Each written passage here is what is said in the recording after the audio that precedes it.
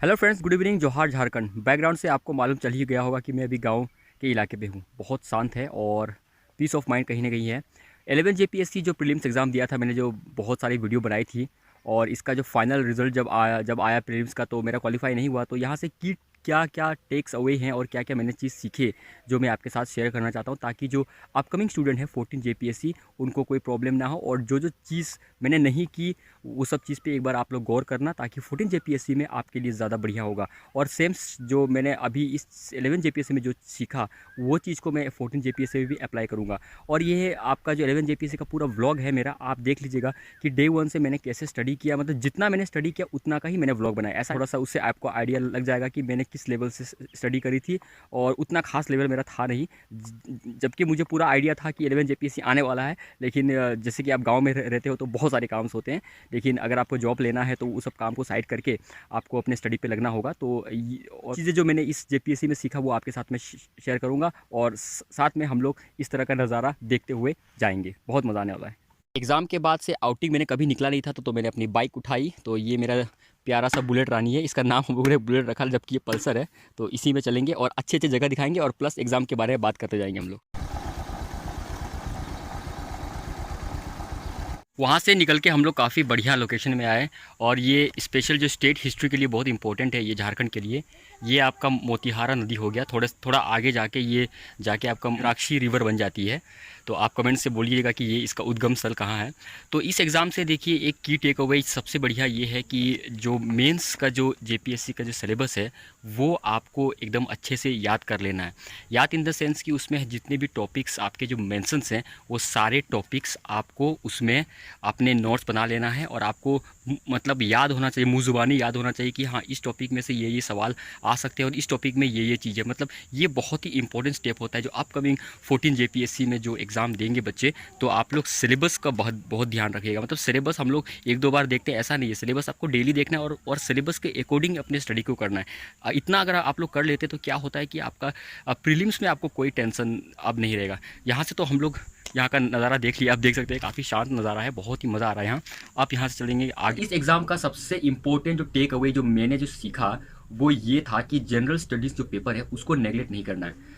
Jharkhand history वो भी बहुत इंपॉर्टेंट है, लेकिन उससे कई गुना ज़्यादा इंपॉर्टेंट आपका जनरल स्टडीज़ हो जाता है। वो इसलिए क्योंकि जनरल स्टडीज़ का जो पेपर आपका मेंस में है, तो मेंस में बहुत सारे ऑब्जेक्टिव भी हैं। तो वो सब ऑब्जेक्टिव को अगर आपको सही करना है, उसको एग्ज़ाम में अपने हिसाब से उसको अगर आप चाहते हैं कि वो सही हो, तो उसके लिए तो आपको मेंस का जो टॉपिक है, सिलेबस है, वो आपको तो पढ़ना ही पड़ेगा। और प्लस मेंस का अगर सिलेबस अगर आप लोग अगर उसको पढ़ते हैं, तो आप देखिएगा कि मेंस के टॉपिक से ही जनरल स्टडीज़ का जो प्रीलिम्स में, जो पेपर 1 जो प्रीलिम्स होती है, वहाँ आप देखिएगा कि वहाँ से उन लोग टॉपिक से ही सवाल उठा रहे हैं। तो इसका मतलब ये है कि अगर हम लोग उस टॉपिक बाय टॉपिक को अगर मेंस के सिलेबस को कवर कर लेते हैं, तब आप उस एडवांटेज में रहिएगा कि जहाँ आपको कोई भी सवाल अगर आपको कर देंगे, तो एटलीस्ट आप उसको सही आंसर कर सकते हैं।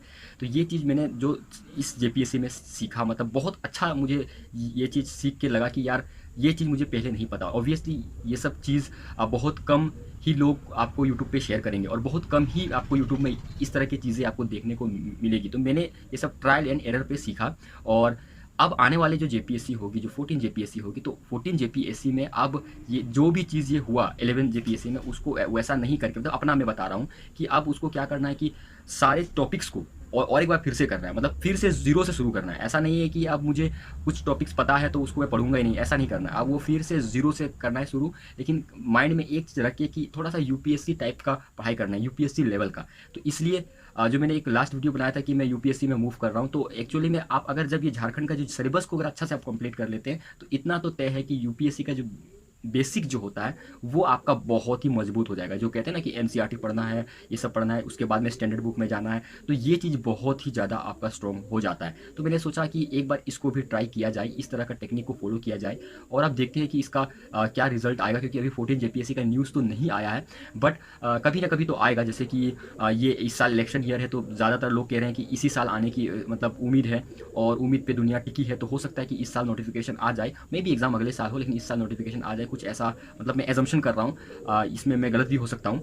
तो अब 14 जेपीएससी को फोकस करना है, 11 में नहीं हुआ तो कोई दिक्कत नहीं, 14 में फोकस करना है, और प्लस उसको साथ साथ में उसको ऐसे लेवल में मुझे लेके चलना है कि एटलीस्ट मैं सिलेक्शन हूँ या नहीं, अगर होता हूँ या नहीं वो उस मैटर नहीं करता है। मैटर ये करता है कि हाँ एटलीस्ट मैंने ट्राई तो करी, मतलब देखिए ट्राई करना है, अगर नहीं होता है सिलेक्शन तो कोई दिक्कत नहीं है, ट्राई करना है, करते रहना है ट्राई। और इस व्लॉग से अगर किसी को इंस्पिरेशन अगर मिल रही है स्टडी करने का, डेली स्टडी करने का, तो मेरे से ज़्यादा खुशनसीब कोई नहीं होगा। तो इस व्लॉग को हम लोग फिर से स्टार्ट करेंगे। तो अभी ये वीडियो के बाद से डे 1, डे 2, डे 3, डे 4 जितना होगा, जितने समय तक ये चलेगा मेरा एग्जाम प्रोसेस, अब 2 साल लगे 3 साल लगे, मैं डेली का स्टडी व्लॉग तो अपलोड करता ही रहूँगा। अब जो हो, अब मुझे नहीं पता ये, क्योंकि इसके साथ अगर आप लोग हो कनेक्टेड हो मेरे से, तो आप लोगों को पता चल ही जाएगा कि मेरा क्या होगा। मतलब मैं चाहता हूँ कि इस व्लॉग को मुझे एंडिंग, इसका फाइनल एंडिंग अच्छा देना है, मतलब अच्छा एंडिंग इन द सेंस कि हाँ मैं कुछ कर रहा हूँ उस तरह का एंडिंग, मतलब मैं अपने व्यूअर्स को, अपने जो भी है जो मुझे देखते हैं पसंद करते हैं उन लोगों को मैं ये एक मैसेज देना चाहता हूँ कि हार्ड वर्क कभी भी आपका वेस्ट नहीं होता है। ये मेरा इस ब्लॉग का है मोटिव, मतलब हार्ड वर्क आप करते हैं, ज़रूरत नहीं कि आप गवर्नमेंट जॉब करें, नहीं कुछ ना कुछ तो आप कर रहे हो। तो ये चीज़ मतलब इस ब्लॉग से एक मैसेज मैं आप सभी को देना चाहता हूँ। तो इसीलिए फिर से मैं आप सभी को दिल से रिक्वेस्ट करता हूँ कि मेरे साथ ब्लॉग पे जुड़िए, और हम लोग एक वीडियो में पहले अपलोड कर दूंगा, जो शेड्यूल होगा मेरा जो फॉलो करने का आने वाले 7-8 महीने का, वो शेड्यूल मैं यहाँ अपलोड कर दूंगा, ताकि जो बाद में ये व्लॉग को देखेंगे तो उनको भी पता चल जाएगा कि हाँ मैं किस शेड्यूल पे काम कर रहा हूँ। तो जब वो उन लोग वीडियो देख लेंगे तो उनको समझ में आ जाएगा एग्जैक्टली, अगर ये हफ्ता चल रहा है तो ये हफ्ता में इसका कौन सा सब्जेक्ट ये स्टडी कर रहा है, ये चीज़ आप लोगों को पता चल जाएगा। और जिसको शेड्यूल बनाना अगर नहीं आता है तो वो सब शेड्यूल देख के उसी हिसाब से आप अपने टाइम और अपना कंफर्टेबिलिटी के हिसाब से अपना भी आप रेडी कर सकते हैं एक टाइम टेबल, ताकि आप एक ट्रैक में रहिए। मतलब सबसे बड़ी बात है कि आप कितना पढ़ रहे हैं, वो उससे कई गुना ज़्यादा इंपॉर्टेंट है कि आप रोज़ डेली थोड़ा थोड़ा पढ़ रहे हैं, मतलब हल्का हल्का आपको रोज़ थोड़ा थोड़ा स्टडी करना होगा। आई होप आपको ये व्लॉग्स अच्छा लगा होगा, ज़रूर से कमेंट कीजिएगा, आपका कमेंट एक्सेप्टेड है। और आप लोग अपना भी एडवाइस मुझे कीजिएगा कि 14 जेपीएससी में मुझे कैसे करना है, और कहीं ना कहीं थोड़ा सा अगर यूपीएससी का भी मैं सोच रहा हूँ कि मुझे करना है, तो अभी नहीं करना, जब तक मैं रेडी नहीं हो जाता तब तक तो यूपीएससी का अटेम्प्ट फिर से मुझे नहीं देना है, क्योंकि यूपीएससी का अटेम्प्ट करने का मतलब है कि अगर आप प्रीलिम्स फेल हो जाते हो तो आपका अटेम्प्ट काउंट हो जाता है, तो वो बहुत बड़ी दिक्कत की बात होती है। तो मुझे आप लोग शेयर कर दीजिएगा, और क्या क्या इंप्रूवमेंट इस ब्लॉग में लाना है तो ज़रूर से आप लोग थोड़ा सा बोलिएगा। ठीक है, जय हिंद, जय भारत।